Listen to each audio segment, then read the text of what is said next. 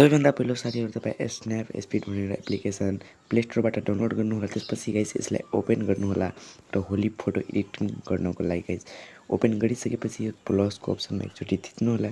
त्यसपछि क्लिक गरिसकेपछि गाइस इमेजमा जानुहोला। त्यसपछि आफ्नो एउटा इमेज सिलेक्ट गर्नुहोला। त गाइस म आफ्नो एउटा इमेज सिलेक्ट गर्दैछु। तपाई पनि जुन फोटोलाई एडिट गर्न चाहनुहुन्छ भने त्यसलाई एडिट गर्नुहोला।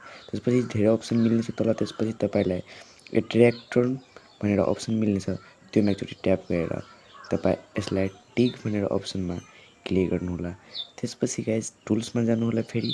त्यसपछि गाइस एचसीआर भनेर एउटा अप्सन मिल्नेछ, त्योमा गएर तपाई आफ्नो फोटोलाई यसरी बनाउनु होला।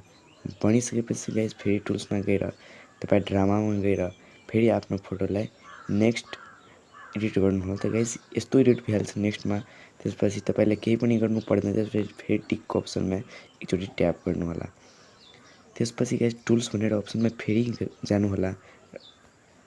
गइसकेपछि गाइस तपाईलाई सबैभन्दा तल एउटा अप्सन मिल्नेछ, डबल एक्सप्लोर भनेर अप्सन मिल्नेछ, त्योमा एकचोटि ट्याप गरेर प्लसको अप्सनमा यहाँ थिचेर एउटा होलीको इमेज तपाईलाई म यो भिडियोको डिस्क्रिप्सनमा लिंक दिनेछु, त्यहाँबाट डाउनलोड गर्नुहोला। जस्तै कि म यो फोटो लिइसकेको छु, होलीको इमेज एउटा छ। त्यसपछि गाइस यहाँ तपाईको बीचको अप्सन मिल्नेछ, त्योमा एकचोटि ट्याप गर्नु। त्यसपछि गाइस तपाई यहाँ डार्केन राख्नु, त्योमा तपाईको भिडियो फोटो एकदमै एट्र्याक्टिभ लाग्नेछ। त्यसपछि टिकको अप्सनमा एकचोटि टिक गरेर एक्सपोर्ट भनेर अप्सन मिल्नेछ।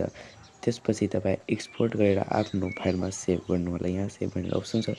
त्यसपछि गाइस तपाईको फोटो यो सेभ भइहाल्छ। साथीहरु यस्तै भिडियो, टिकटक भिडियो या फोटोहरु एडिटिङ गर्नको लागि यो च्यानललाई सब्स्क्राइब गरिदिनुस्, किनभने म यो च्यानलमा यस्तै भिडियोहरु या फोटो एडिटिङहरु ट्युटोरियल ल्याउँदै रहन्छु गाइस।